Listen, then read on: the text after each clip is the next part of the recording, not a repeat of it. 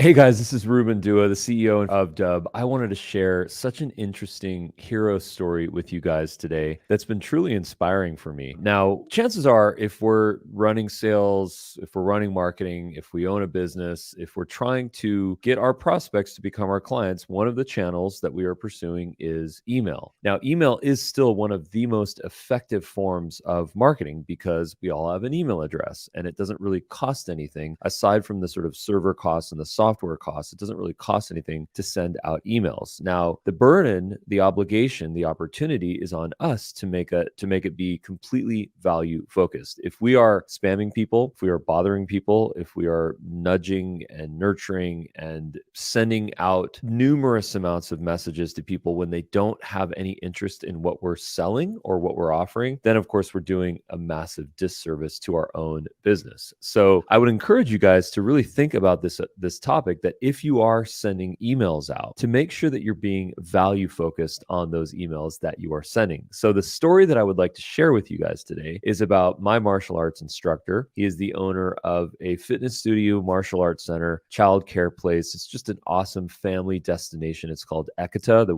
website is ekata.net, and it's in Santa Clarita, and it's just a fabulous place. What's interesting is that since I met Ed, I told him, I said, hey, listen, first of all, we're going to get you set up on Dubb because why wouldn't you? And number two is that I encourage you to stay consistent with the video email newsletter. And what that means is grab your phone and go wherever you feel comfortable, whenever you have a message to share, and record a video. Grab the Dubb mobile app, put your phone sideways, put it upright. You can use the teleprompter on Dubb if you'd like, or just go raw. It doesn't really matter. You can record multiple clips, or you can do a single clip, whatever you are most comfortable with. But the key is to share updates about your business. There's always stuff that's happening internally, externally for our businesses. And our prospects and our clients, they want to know about this. They also like to get updates from us. And this is a massive opportunity for us to stay top of mind with them. When someone's thinking about a fitness center or martial arts studio, we want them to think about Ed. And if they get that email, or if they get a video in the form of a social post or an ad or whatever it is, and they see Ed, there is a parasocial relationship that gets created where we look at Ed in his eyes and we feel like we know him. So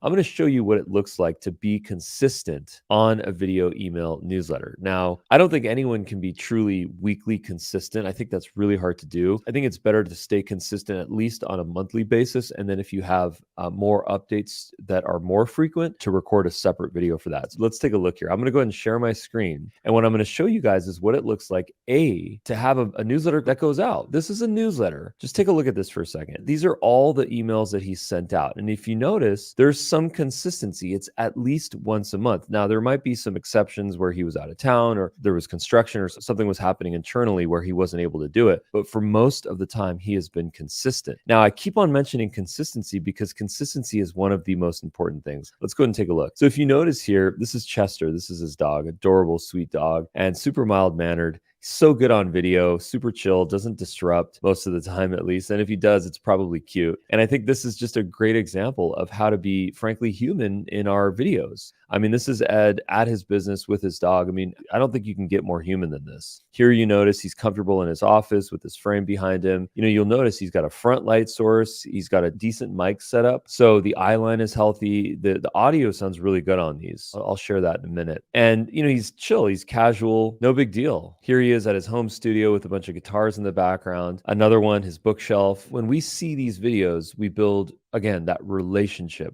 with Ed, that parasocial relationship with him where we feel like we know him. Here's another one with Chester. You know, super sweet. So all of these videos are money in the bank. I mean, every single one of these emails that he's sending has some sort of an announcement relevant for the community or relevant for people that are interested in becoming a member. So as you can imagine, this has done wonders for his business. In fact, in a moment, I'll share what that looks like. He did a really, really nice post on Instagram where he showed the studio sort of like filled up. And it was really nice to see that because, you know, when we do all these channels, when we're on email, when we're doing our ads, when we're on our social media, TikTok, Instagram, Facebook, when we're on YouTube doing long form videos, we get to be omni-channel. We get to be wherever people are. And some people like to see us on multiple channels, and other people only hang out in one channel. So we might as well do it all, because no matter what, we're going to catch all. We're either going to get more touch points with our people in our audience, or we're going to find the people that we might not have caught otherwise. Like some people say, well, I'm only going to do this on Facebook, or some people say, no, I'm only on TikTok. It's not that much more effort once the content is created to post it on the Omni channels. So I encourage you guys to do that. I'm going to go ahead and bring up this Instagram post. This is another perfect example on how we can use Instagram to just document our life, to go through what we're already going through, and then just to share that with people. So this is an example of some of the social media videos that Ed and his team are doing. It's sort of a healthy combination of photos and videos. If I click Reels here, you'll notice these are all Reels that were done in real time. This one actually here was a live video that I actually helped record, which was really nice. Live videos are another really good example to do. I mean, chances are you've got something interesting that's happening in your workplace. You've got a webinar, you've got a workshop, you've got a meeting, you've got a presentation, you've got a demonstration. Why not open up Instagram and just stream it live? I personally like to stream on Instagram the best over TikTok or YouTube. YouTube doesn't really get much of an audience like Instagram does. But remember, you can download the video from Instagram and then repost that to TikTok or YouTube, or send out a video email newsletter with it using Dubb. All of this is possible. The point is just to use one device to capture the video. So I think in this case, Instagram's a really good example of this. This is one of my favorite videos because it's Ed just doing Ed. He's just walking down his staircase. He's sort of showing the gym, and he's showing that it's filled up. And that's like the most exciting thing for me to see as sort of someone that's been guiding him, that he actually shows the benefits of building a community, of, in this case, sending video emails or doing his social posts. I mean, this is, imagine if your business was like this. Imagine if your business was filled up with clients. Each and every one of these customers here they're spending anywhere from $50 to $600 per month. I mean, that adds up. So obviously there's plenty more work to do. You know, we've got bigger goals. We can accomplish so many more things together. Nothing is perfect. You know, remember, what we see on the internet is not always perfect. There's always, hardship that goes into owning a business, being a small business owner, being an entrepreneur.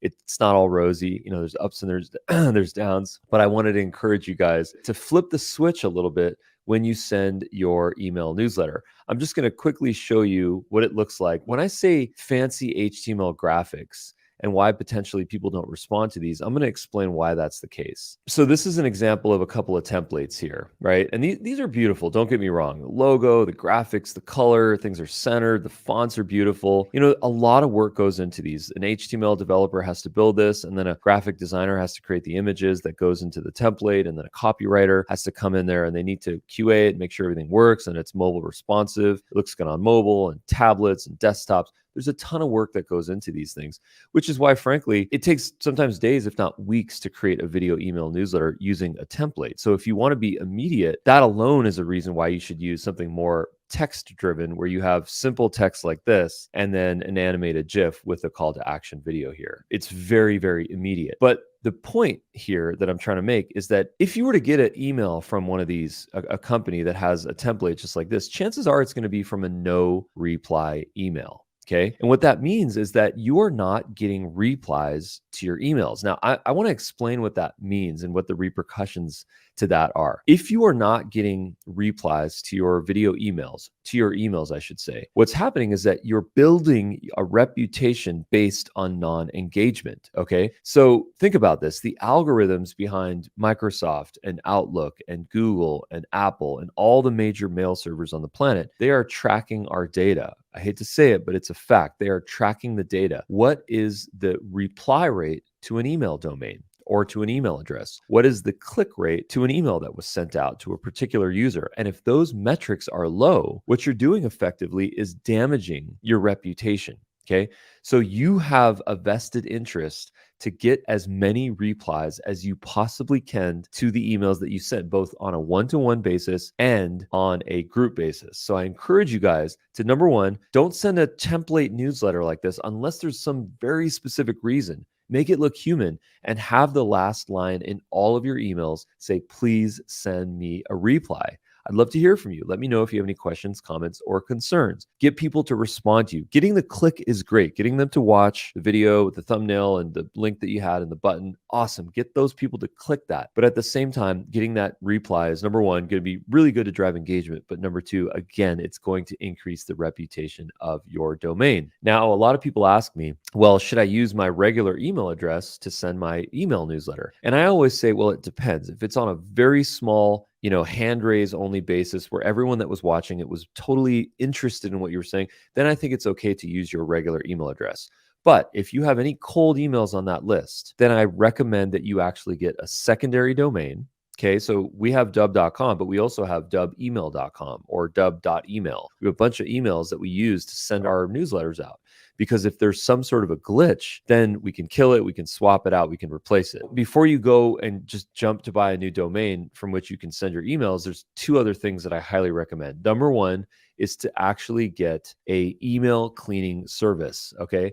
And that is what I call email list validation. So email list validation, if you notice here, I'm going to go ahead and share my screen. This is a list of providers that give you email list validation, okay? There's a lot of different ones. Here's an AppSumo. This is like a lifetime deal. That's probably going to be really, really cheap.